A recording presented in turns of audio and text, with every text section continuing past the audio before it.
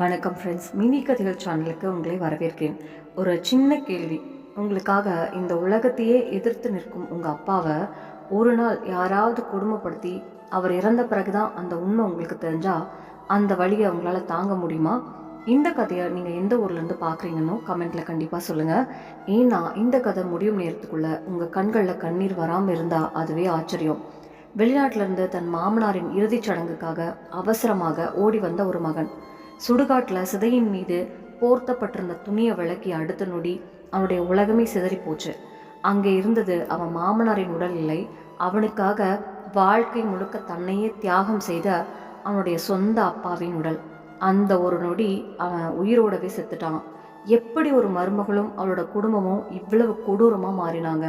ஒரு தந்தை ஏன் அந்த அளவுக்கு வேதனை அனுபவிக்க வேண்டிய நிலை வந்தது? கடைசியில் நடந்த சம்பவம் உங்களை அதிர்ச்சியில் ஆழ்த்தும்.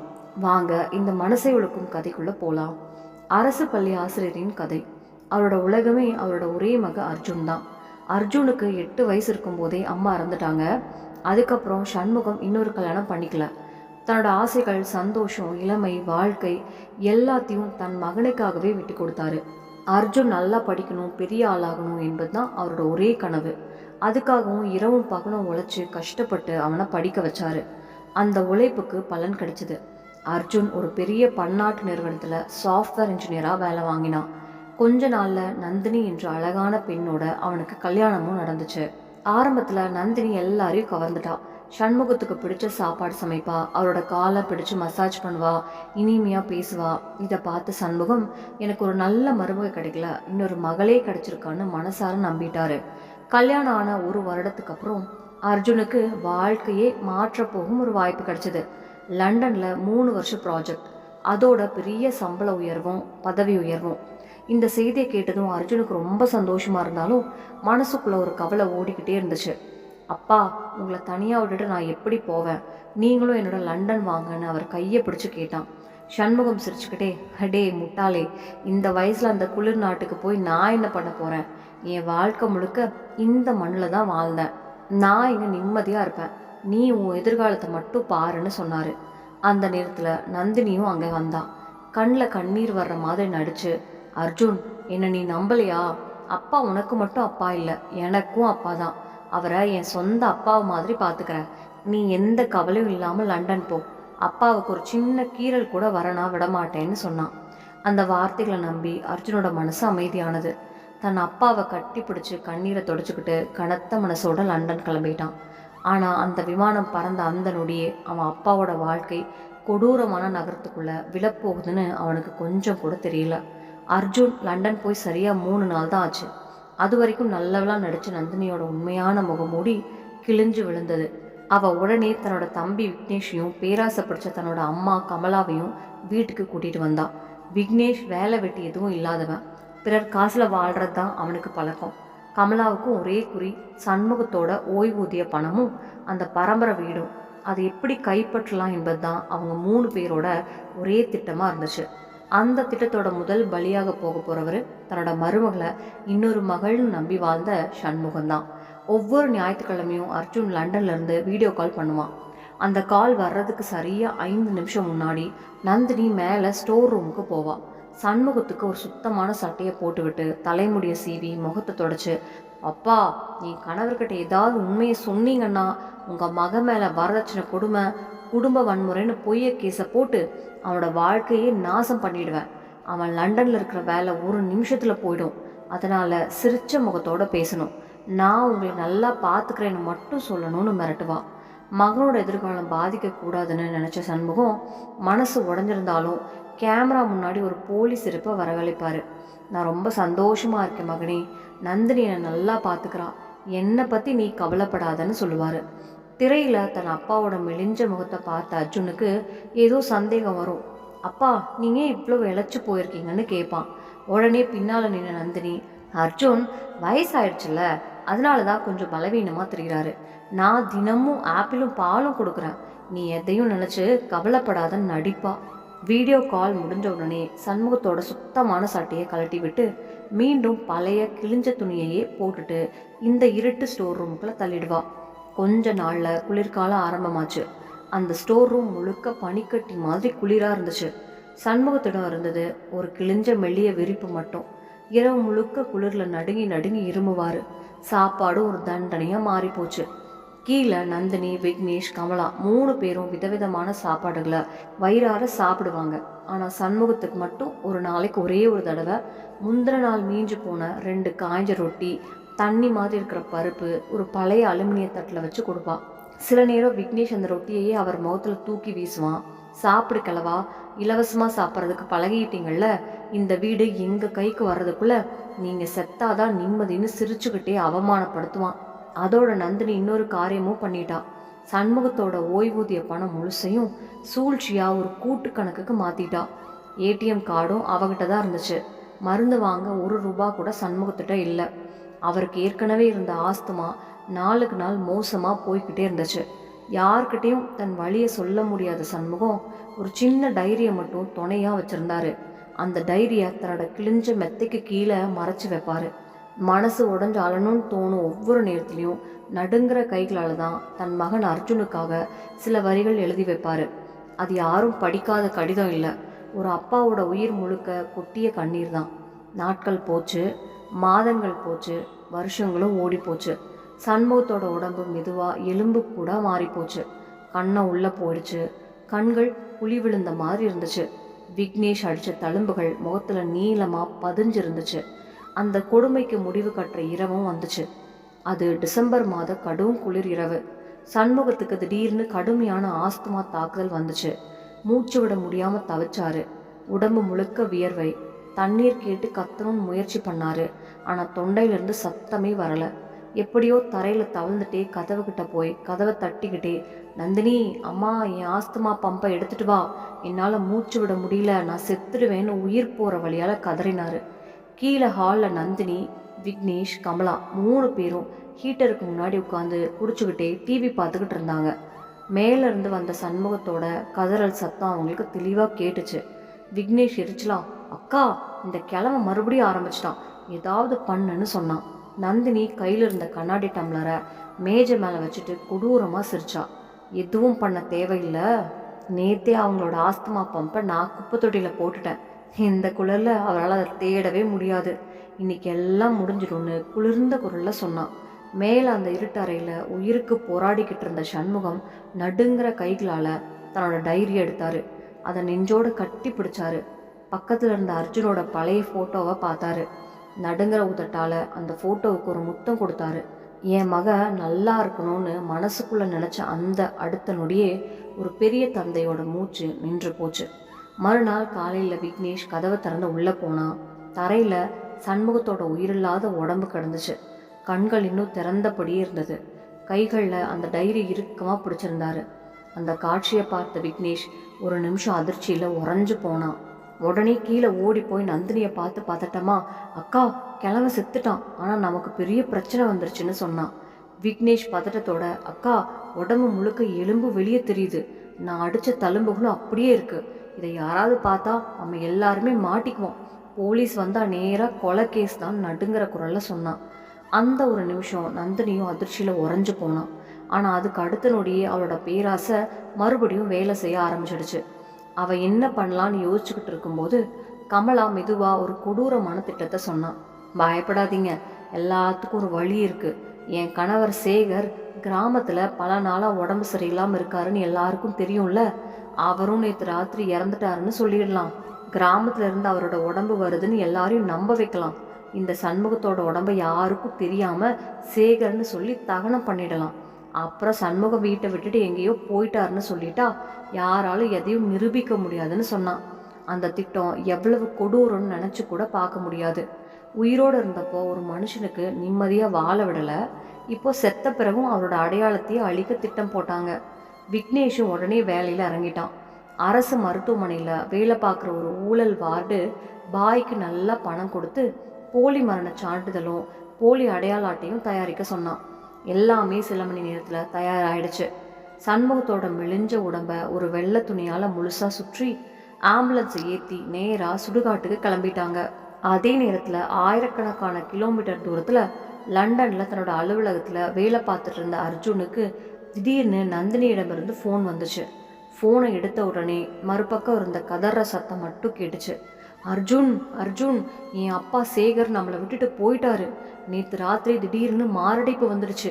எனக்கு ரொம்ப பயமாக இருக்குது. நீ உடனே கிளம்பி வான்னு அலற மாதிரி நடிச்சா. அந்த செய்தியை கேட்ட அர்ஜுனோட மனசு உடஞ்சி போச்சு. அவனுக்கு மாமனார் சேகர் மேலே ரொம்ப மரியாதையும் பாசமும் இருந்துச்சு. ஒரு நிமிஷம் கூட யோசிக்காம நிறுவனத்தில் அவசர விடுப்பு சொல்லிட்டு கிடைச்ச முதல் விமானத்தில் இந்தியாவுக்கு கிளம்பிட்டான். விமானம் பயணம் முழுக்க அவன் மனசு அமைதியாகவே இல்லை. திரும்ப திரும்ப நந்தினிக்கு ஃபோன் பண்ணிக்கிட்டே இருந்தான்.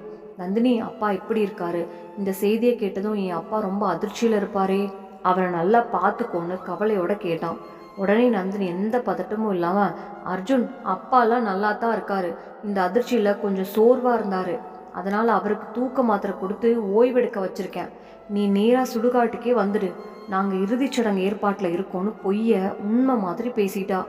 அந்த ஒரு பொய்யை முழுசாக நம்பி தன் வாழ்க்கையில் நடக்க போகும் மிகப்பெரிய அதிர்ச்சியை பற்றி கொஞ்சம் கூட தெரியாமல் அர்ஜுன் இந்தியாவை நோக்கி பறந்துக்கிட்டு இருந்தான்.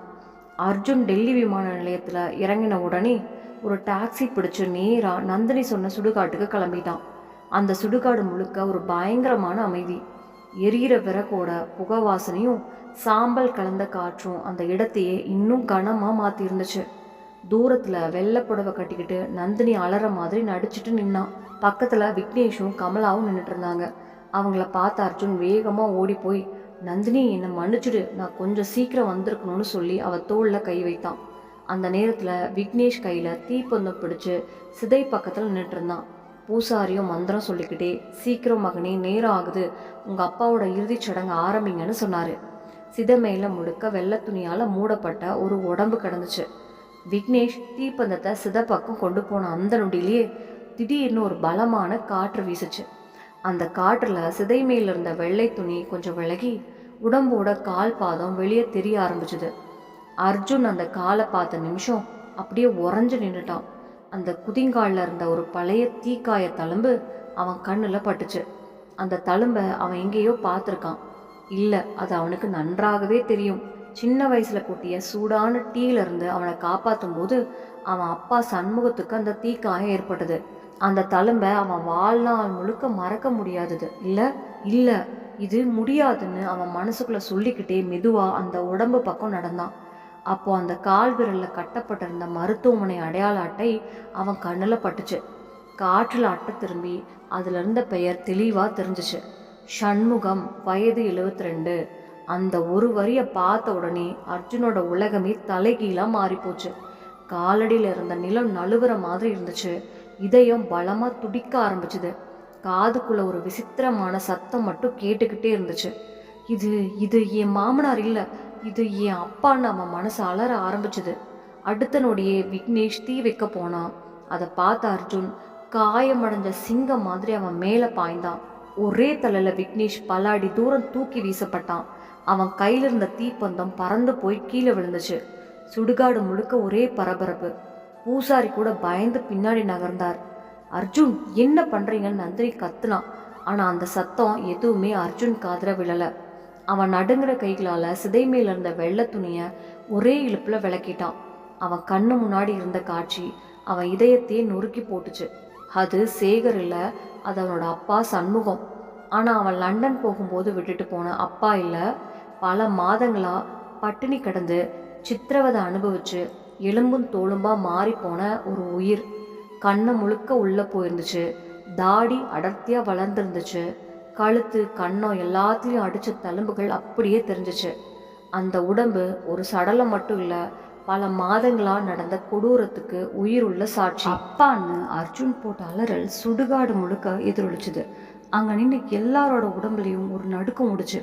அவன் ஓடி போய் தன்னோட அப்பாவோட உடம்ப கட்டி பிடிச்சி கதறி அழ ஆரம்பிச்சான். அப்பா, உங்களுக்கு என்னாச்சு? நான் போகும்போது நல்லா தானே இருந்தீங்க, என்னை மன்னிச்சிடுங்கப்பா, உங்களை தனியாக விட்டுட்டு நான் ஏன் போனேன்னு கண்ணீர் விட்டு கதறினான்.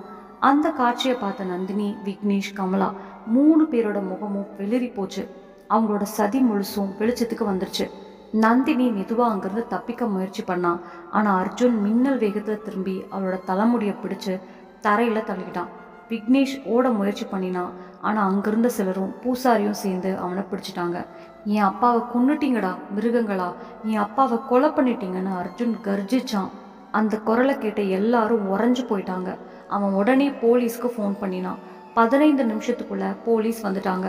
நடந்ததை முழுசா கேட்டதும் நந்தினி, விக்னேஷ், கமலா 3 பேருக்கும் அங்கேயே கைவிலங்கு போட்டாங்க. அதுக்கப்புறம் அர்ஜுன் என் வீட்டை உடனே சோதனை பண்ணணும்னு போலீஸ்கிட்ட சொன்னான். எல்லாரும் வீட்டுக்கு போனாங்க. வீட்டுக்குள்ள நுழைஞ்சதும் அர்ஜுன் நேரா தன்னோட அப்பா தங்கின அறைக்கு போனான். ஆனா அங்க விக்னேஷோட மது பாட்டிலும் அழுக்கு துணிகளும் மட்டும்தான் கிடந்துச்சு. அப்போ அந்த வீட்டில் முன்னாடி வேலை பார்த்த பணிப்பெண் அழுதுகிட்டே ஓடி வந்தா. தம்பி, அப்பா இங்க தங்கல. அவரை மாடியில் இருக்கிற உடஞ்ச ஸ்டோர் ரூம்ல மிருகம் மாதிரி அடைச்சி வச்சிருந்தாங்க. சரியா சாப்பாடு கூட கொடுக்க மாட்டாங்கன்னு கதறினான். அதை கேட்ட அர்ஜுன் வேகமா மாடிக்கு போய் கதவை திறந்தான். உள்ள இருந்த ஈரமும் துர்நாற்றமும் வீசுச்சு. தரையில ஒரு கிழிஞ்ச மெத்த பக்கத்துல பூஞ்சை படிச்ச 2 காய்ஞ்ச ரொட்டியோட ஒரு பழைய அலுமினிய தட்டு. அந்த காட்சியை பார்த்த அர்ஜுன் அப்படியே மண்டிட்டு உட்கார்ந்தான். என் அப்பா இந்த இருட்ட தான் இவ்வளவு நாளா இருந்தாரான்னு கதறினான். அப்போ மெத்தைக்கு கீழே ஒரு சின்ன டைரி இருப்பது அவன் கண்ணில் பட்டுடுச்சு. நடுங்கிற கைகளால் அதை எடுத்தான். பக்கங்கள் எல்லாமே கண்ணீரால் நனைஞ்சிருந்தது. முதல் பக்கத்தை திறந்தான். என் அன்பு அர்ஜுன், நீ லண்டனில் ரொம்ப கஷ்டப்பட்டு வேலை பார்த்துட்டு இருப்பேன்னு எனக்கு தெரியும். இன்னைக்கு நந்தினி என்னை இந்த இருட்டு அறைக்கு கொண்டு வந்துட்டா.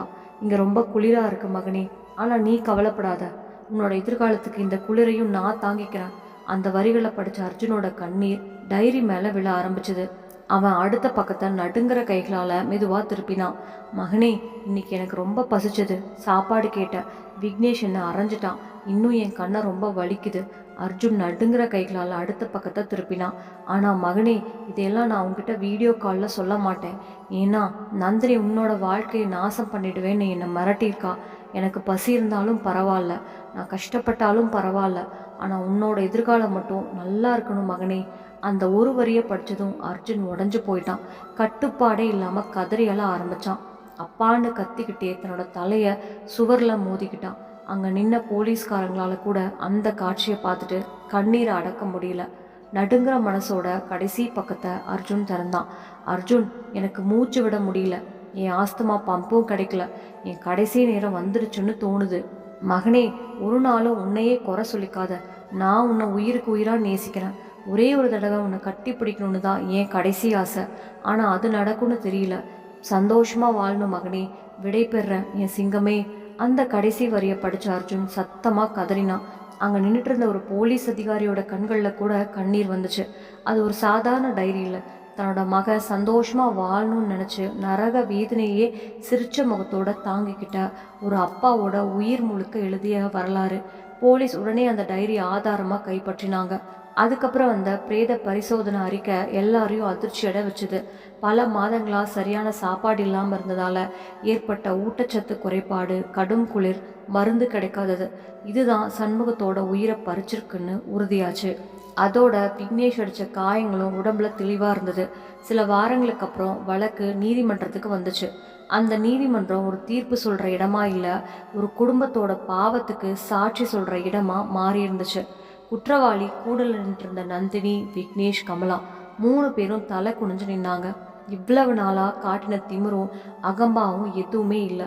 அரசு வழக்கறிஞர் சண்முகத்தோட டைரியில் இருந்த கடைசி பக்கத்தை சத்தமாக வாசிக்க ஆரம்பிச்சாரு. ஏன் பம்பு கிடைக்கல மகனே, ஒரு நாளும் உன்னையே குறை சொல்லிக்காத. அந்த வரியை வாசிக்கும் போதே அவரோட குரல் நடுங்க ஆரம்பிச்சது. ஒரு நிமிஷம் அவரால் பேசவே முடியல. நீதிமன்றம் முழுக்க மரண அமைதி. சுவர் கடிகாரத்தோட டிக் டிக் சத்தம் மட்டும் கேட்டுச்சு. பல கொடூர குற்றவாளிகளுக்கு தண்டனை கொடுத்த அந்த நீதிபதியோட கண்களில் கூட கண்ணீர் நின்றுச்சு. கண்ணாடியை கலற்றி கண்ணீரை தொடச்சிக்கிட்டு கொஞ்ச நேரம் அமைதியாக உட்காந்துருந்தாரு. அதுக்கப்புறம் மெதுவாக எழுந்து, இந்த நீதிமன்றம் நிறைய கொலைகளையும் நிறைய குற்றங்களையும் பார்த்துருக்கு. ஆனால் ஒரு வயதான தந்தைய இப்படி பட்டினி போட்டு அடித்து மருந்து கூட கொடுக்காம சாகவிட்ட இந்த குடும்பம் செய்த பாவம் மனிதத்தனத்துக்கே ஒரு அவமானம். பேராசைக்காக ஒரு உயிரை மட்டும் இல்லை, ஒரு தந்தையோட நம்பிக்கையே கொலை பண்ணியிருக்கீங்கன்னு கடுமையாக சொன்னார். அதுக்கப்புறம் தன்னோட தீர்ப்பு அறிவிச்சார். சண்முக மரணத்துக்கு காரணமான கொலை, மோசடி, வயதான ஒருவரை மனிதாபிமானம் இல்லாமல் சித்திரவதை செய்த குற்றங்களுக்காக நந்தினி, விக்னேஷ், கமலா 3 பேருக்கும் ஆயுள் தண்டனை விதிக்கப்படுகிறது. தீர்ப்பை சொல்லி முடித்த உடனே நீதிபதி தன்னோட பேனாவை 2ஆ உடைச்சாரு. அந்த சத்தம் கேட்டதும் நந்தினியோட கால்கள் தளர்ந்து போச்சு. அவ தரையில் சரிஞ்சு விழுந்தா. போலீஸ் கைவிலங்கு போட்டு கூட்டிக்கிட்டு போகும்போது திடீர்னு அர்ஜுன் காலில் விழுந்து கதற ஆரம்பிச்சாரு. அர்ஜுன், என்னை மன்னிச்சிடு. பேராசையால் நான் கண்மூடித்தனமாக நடந்துட்டேன். என்னை ஜெயிலுக்கு அனுப்பாத. நான் செத்துடுவேன். தயவு செய்து என்னை காப்பாத்து. இதுக்கெல்லாம் காரணம் விக்னேஷ் தான்னு முதல்ல கண்ணீர் வடிச்சா. ஆனால் அர்ஜுன் முகத்தில் எந்த உணர்ச்சியும் இல்லை. அவனோட கண்களில் இருந்தது வெறுப்பு மட்டும். அவன் மெதுவாக தன்னோட காலை அவளோட பிடியிலிருந்து உதறி விட்டான். நந்தினி பின்னாடி விழுந்து பெஞ்சில் மோதி கீழே சரிஞ்சா. என்னை தொடாத நந்தினின்னு அர்ஜுன் பற்களை கடிச்சுக்கிட்டே சொன்னான். இப்போ நீ அலற. என் அப்பா ஒரு வாய் தண்ணீருக்காக துடிச்சப்போ உனக்கு இரக்கமே வரல. பழைய காய்ஞ்ச ரொட்டியை அவர் மேலே தூக்கி வீசும்போது உன் மனசு வலிக்கலை. மூச்சு விட முடியாமல் அவர் கதறினப்போ கூட அவரோட பம்பை குப்பையில் தூக்கி போட்டுட்டு சிரிச்சது நீதான். இப்போ நீ மன்னிப்பு கேட்குறியா? உன்னை மாதிரி மனசாட்சியே இல்லாதவங்களுக்கு ஜெயிலில் கூட பெரிய தண்டனை இல்லை. இனிமே ஒவ்வொரு இரவும் தூங்குறப்போ என் அப்பாவோட அலறல் உன் காதில் கேட்கும். சாவே வேணும்னு நீ கதறுவ. ஆனால் அந்த சாவு கூட உனக்கு சீக்கிரம் வராதுன்னு சொல்லிட்டு திரும்பி கூட பார்க்காம நடந்துட்டு போனான். நீதிமன்றத்திலிருந்து வெளியே வந்த அர்ஜுனுக்கு நீதி கிடைச்சிருந்துச்சு. ஆனால் அவன் வாழ்க்கையில் இருந்த மிகப்பெரிய செல்வமான தன்னோட அப்பாவை அவன் என்றைக்கும் இழந்துட்டான். நீதிமன்றத்திலிருந்து வெளியே வந்த அர்ஜுன் நேராக தன்னோட வீட்டுக்கு போனான். அந்த வீடு வெறும் சுவர்களும் கதவுகளும் இல்லை. சண்முகம் தன்னோட ரத்தமும் வியர்வையும் சிந்தி கட்டின வாழ்க்கை. அந்த வீட்டோட ஒவ்வொரு மூலையிலையும் அவன் அப்பாவோட நினைவுகள் இருந்துச்சு. ஆனால் இப்போ அந்த வீட்டுக்குள்ளே இருந்தது சிரிப்பில் மௌனமாக அழுத ஒரு அப்பாவோட வேதனை மட்டும். ஒரு நிமிஷம் கூட அந்த வீட்டில் இருக்க அர்ஜுனால் முடியல. என் அப்பா இவ்வளோ வேதனை அனுபவிச்ச இடத்துல நான் இனிமேல் வாழக்கூடாதுன்னு முடிவு பண்ணி அந்த வீட்டை ஒரே நாளில் விற்றுட்டான். காசு எவ்வளவு கிடைச்சதுன்னு கூட அவன் கணக்கு பார்க்கல. அந்த வீட்டை விட்டு வெளியேறணும்னு மட்டும் நினச்சான். மறுநாள் காலையில் அர்ஜுன் ஹரித்வாரில் கங்கை கரையில் நின்றுட்டு இருந்தான். குளிர்ந்த காற்று மெதுவாக வீசிக்கிட்டு இருந்துச்சு. கங்கை ஆறு அமைதியாக ஓடிக்கிட்டு இருந்துச்சு. அவன் கையில் தன்னோட அப்பா சண்முகத்தோட அஸ்தி இருந்த மண் கலசம். அந்த கலசத்தை தூக்குறதே அர்ஜுனுக்கு ஒரு மலையை தூக்குற மாதிரி கனமாக இருந்துச்சு. புரோகிதர் மந்திரம் சொல்ல ஆரம்பிச்சாரு. அஸ்தியை கங்கையில் கரைச்சிடுங்கன்னு சொன்னார். அந்த வார்த்தையை கேட்ட உடனே அர்ஜுன் அப்படியே படித்துறையில் மண்டிட்டு உட்காந்துட்டான். கலசத்தை நெஞ்சோட கட்டி பிடிச்சிக்கிட்டு கதறி அழ ஆரம்பிச்சான். அப்பா, என்னை மன்னிச்சிடுங்கப்பா. மகன் சொல்லிக்கிற தகுதி கூட எனக்கு இல்லை. என்னை நல்லா மனிதனாக வளர்க்க நீங்கள் உங்கள் வாழ்க்கை முழுசையும் கொடுத்தீங்க. ஆனால் உங்களுக்கு நான் தேவைப்பட்ட நேரத்தில் நான் உங்களை தனியாக விட்டுட்டு பணத்துக்காக வெளிநாட்டுக்கு போயிட்டேன். வீடியோ காலில் நீங்கள் சிரித்தது போலி சிரிப்புன்னு கூட என்னால் புரிஞ்சுக்க முடியல. நீங்கள் எனக்கு அப்பா மட்டும் இல்லை, கடவுள். அந்த கடவுளையே நான் தனியாக சாக விட்டேன்னு கதறினான். நடுங்கிற கைகளால் அந்த அஸ்தியை மெதுவாக கங்கை ஆற்றுக்குள்ளே கரைச்சான். சாம்பல் தண்ணீரோட கலந்துருச்சு. ஆனால் அர்ஜுனோட மனசில் இருந்த குற்ற உணர்ச்சி மட்டும் கரையவே இல்லை. கடைசி தடவையாக கங்கை அலைகளுக்குள்ளே இருந்த தன்னோட அப்பா சிரிச்ச முகத்தோட தன்னை பார்த்த மாதிரி அவனுக்கு தோணுச்சு. அந்த நாளில் அவன் இன்னொரு முடிவு எடுத்தான். இனிமே லண்டனுக்கு திரும்பவே கூடாது. எவ்வளோ பெரிய வேலை, எவ்வளோ பெரிய சம்பளம், எதுவுமே அவனுக்கு முக்கியமாக தெரியல. உடனே லண்டனில் இருந்த நிறுவனத்துக்கு ராஜினாமா அனுப்பிட்டான். அப்புறம் வீடு விற்ற காசும் தன்னோட சேமிப்பும் சேர்த்து நகரத்துக்கு வெளியே ஒரு பெரிய நிலம் வாங்கினான். அங்கே ஒரு முதியோர் இல்லம் கட்ட ஆரம்பித்தான். அதுக்கு அவன் ஒரு பெயர் வைத்தான், சண்முகம் முதியோர் இல்லம். அது வெறும் முதியோர் இல்லம் இல்லை, அது ஒவ்வொரு பெற்றோரையும் கடவுளாக மதிக்கிற ஒரு கோவில். தன்னோட பிள்ளைகளால் கைவிடப்பட்டு தெரு ஓரத்தில் தவிச்ச எல்லா முதியவர்களையும் அர்ஜுன் அங்கே கூட்டிகிட்டு வந்தான். அவங்களுக்கு சாப்பாடு ஊட்டி, மருந்து வாங்கி கொடுத்து, துணி துவைச்சு, இரவு நேரத்தில் காலை பிடிச்சு மசாஜ் பண்ணி தன்னோட அப்பாவுக்கு செய்ய முடியாத ஒவ்வொரு விஷயத்தையும் அந்த முதியவர்களுக்கு செய்ய ஆரம்பித்தான். அந்த ஆசிரமத்தில் இருந்த ஒவ்வொரு வயதான முகத்துலேயும் அவன் தன்னோட அப்பா சண்முகத்தோட முகத்தை தேடினான். யாராவது ஒரு பெரியவர் அவன் தலையில் கையை வச்சு ஆசீர்வாதம் பண்ணும்போது என் அப்பா என்னை மன்னிச்சிட்டாருன்னு ஒரு நிமிஷம் அவனுக்கு தோணும். ஆனால் அந்த நிம்மதி நீண்ட நேரம் நீடிக்காது. இரவு வந்தால் எல்லாமே மாறிடும். பகல் முழுக்க சிரிச்ச முகத்தோடு இருந்த அர்ஜுன் இரவு தனியாக அறைக்குள்ளே போனதும் தூங்க முடியாமல் தவிப்பான். அந்த அமைதியான இரவில் கூட மாடியில் இருந்த அந்த இருட்டு ஸ்டோர் ரூமில் இருந்த தன்னோட அப்பாவோட இருமல் சத்தம் கேட்குற மாதிரி இருக்கும். மகனே அர்ஜுன், எனக்கு கொஞ்சம் தண்ணீர் கொடுப்பான்னு யாரோ கூப்பிடுற மாதிரி அவன் திடுக்கிட்டு எழுந்திருப்பான். உடம்பு முழுக்க வியர்வை, மூச்சு வேகமாக ஓடும். தலையணை கடியில் இன்னும் பாதுகாப்பாக இருந்தது அந்த பழைய டைரி. ஒவ்வொரு இரவும் அதை நெஞ்சோட கட்டி பிடிச்சிக்கிட்டு அப்பான்னு சொல்லிக்கிட்டே அமைதியாக அழுவான். நீதிமன்றம் தண்டனை கொடுத்துருச்சு. குற்றவாளிகள் ஜெயிலுக்கு போயிட்டாங்க. ஆனால் ஒரு மகனோட மனசுக்குள்ள இருந்த அந்த குற்ற உணர்ச்சிக்கு இந்த உலகத்தில் எந்த நீதிமன்றத்தாலையும் தண்டனை முடிவு செய்ய முடியல. இந்த கதை அர்ஜுன், நந்தினி, சண்முகம் மட்டும் சம்மந்தப்பட்ட கதை இல்லை. இது நம்ம சமூகத்துக்கே ஒரு பெரிய எச்சரிக்கை. ஒரு பிள்ளை புதிய ஷூ போடணும்னு நினச்சி தன்னோட கிழிஞ்ச செருப்பை போட்டுக்கிட்டு வேலைக்கு போகிற அப்பா இன்னும் இருக்காரு. தன்னோட பிள்ளை வயிறார சாப்பிடணும்னு நினச்சி தானோ பசியோடு படுக்கிற அம்மாவும் இன்னும் இருக்காங்க. ஒரு நல்ல வாழ்க்கை கிடைக்கணும்னு தங்களோட ஆசை, கனவு, சந்தோஷம், இளமை எல்லாத்தையும் தியாகம் பண்ணுற பெற்றோர்கள் தான் இந்த உலகத்தில் அதிகம். ஆனால் அவங்களோட வயசு ஆக ஆரம்பித்து கை கால் நடுங்கிற நேரம் வந்ததும் அவர்களுக்கு தேவையானது பெரிய பணமோ ஆடம்பரமோ இல்லை, அன்பா பேசுகிற 2 வார்த்தை, கொஞ்ச நேரம் பக்கத்தில் உட்காந்துருக்கிற ஒரு மனசு, அவ்வளவுதான். ஆனால் இப்போது பல இடங்களில் அந்த அன்பு கூட கிடைக்காம தங்களை பெத்த பிள்ளைகளாலேயே பல பெற்றோர்கள் தனிமையில் வாழ்கிறாங்க. சிலர் முதியோர் இல்லத்தில், சிலர் ஒரு மூலையில், இன்னும் சிலர் மனசு உடைஞ்சு உயிரோடவே வாழ்ந்துட்டுருக்காங்க. அதனால் ஒரு விஷயத்தை மட்டும் மறக்காதீங்க, பெற்றோரோட கண்ணீர் ஒரு நாளும் வீணாக போகாது. அவர்களோட ஒவ்வொரு பெருமூச்சும் ஒரு நாள் நீதியாக திரும்பி வரும். இந்த உலகத்தில் யார் வேணும்னாலும் பெரிய பணக்கார ஆகலாம், பெரிய பதவியில் இருக்கலாம், வெற்றிக்கு மேலே வெற்றி வாங்கலாம். ஆனால் தன்னோட பெற்றோரோட மனசை உடைச்சவன், அவங்கள முதுமையில் அழ வச்சவன், வாழ்க்கையில் உண்மையாக ஜெயித்தவனே இல்லை. அவனுக்கான தீர்ப்பு எப்போ எப்படி வரும்னு மட்டும் நமக்கே தெரியாது. ஆனால் அது கண்டிப்பாக வரும். அர்ஜுன் செய்த ஒரு தவறு தன் அப்பாவை முழுசாக நம்பி விட்டுட்டு போனது. நந்தினி செய்த ஒரு தவறு பேராசைய மனிதத்தனத்தை விட பெருசாக நினச்சது. விக்னேஷும் கமலாவும் செய்த தவறு பணத்துக்காக ஒரு உயிரையே மதிக்காமல் போனது. ஆனால் கடைசியில் ஜெயிச்சது உண்மைதான். அதனால் வாழ்க்கையில் ஒரே ஒரு விஷயத்தை மட்டும் மனசில் வச்சுக்கோங்க, உங்களை இந்த உலகத்துக்கு கொண்டு வந்த பெற்றோர்களை ஒரு நாளும் சுமையாக நினைக்காதீங்க. அவர்களோட முதுமையில் அவர்களுக்கு துணையாக இருங்க, அவங்கள மதிங்க, அவங்கள சந்தோஷமாக வச்சுக்கோங்க. ஏன்னா அவங்களோட ஆசீர்வாதத்தை விட பெரிய சொத்து இல்லை, அவங்களோட மனசு உடைஞ்ச வர்ற கண்ணீரை விட பெரிய சாபமும் இல்லை. இந்த கதை உங்கள் மனசை தொட்டிருந்தா நீங்கள் எந்த ஊர்லேருந்து இந்த வீடியோவை பார்க்குறீங்கன்னு கமெண்ட்டில் கண்டிப்பாக சொல்லுங்கள். இந்த மாதிரி மனசை தொடும் கதைகளை தொடர்ந்து பார்க்கணுன்னா மினி கதைகள் சேனலை லைக் பண்ணுங்கள், ஷேர் பண்ணுங்கள், சப்ஸ்கிரைப் பண்ணுங்கள். மீண்டும் இன்னொரு உணர்வு பூர்வமான கதையோடு உங்களை சந்திக்கிறேன். நன்றி, வணக்கம். நம்ம சேனல்ல பிடிச்சிச்சுன்னா லைக் பண்ணுங்க, ஷேர் பண்ணுங்க, சப்ஸ்கிரைப்